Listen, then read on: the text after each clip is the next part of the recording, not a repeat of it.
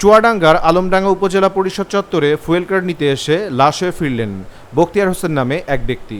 মঙ্গলবার সকালে উপজেলা পরিষদ চত্বরে ফুয়েল কার্ডের জন্য লাইনে দাঁড়িয়ে থাকা অবস্থায় তীব্র গরমে অসুস্থ হয়ে পড়েন তিনি। পরবর্তীতে তাকে আলমডাঙ্গা শহরের ফাতেমা ক্লিনিকে নিয়ে গেলে চিকিৎসক মৃত ঘোষণা করেন। বখতিয়ার হোসেন আলমডাঙ্গা উপজেলার ভেদামারি গ্রামের হাজী রফি উদ্দিন মোল্লার ছেলে। তিনি সার কীটনাশক ব্যবসায়ী ছিলেন। তার লাশ দাফনের জন্য নিজ গ্রাম ভেদামারিতে নেওয়া হয়েছে। স্থানীয় সূত্রে জানা গেছে, সকাল থেকেই ফুয়েল কার্ড নেওয়ার জন্য আলমডাঙ্গা উপজেলা চত্বরে মানুষের উপচে পড়া ভিড় ছিল।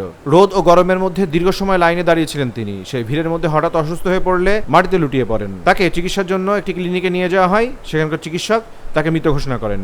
এ ঘটনায় এলাকায় শোকের ছায়া নেমে এসেছে। এ বিষয়ে আলমডাঙ্গা উপজেলা নির্বাহী কর্মকর্তা পান্না আক্তার জানান, মৃত ব্যক্তি পূর্বে থেকেই অসুস্থ ছিলেন।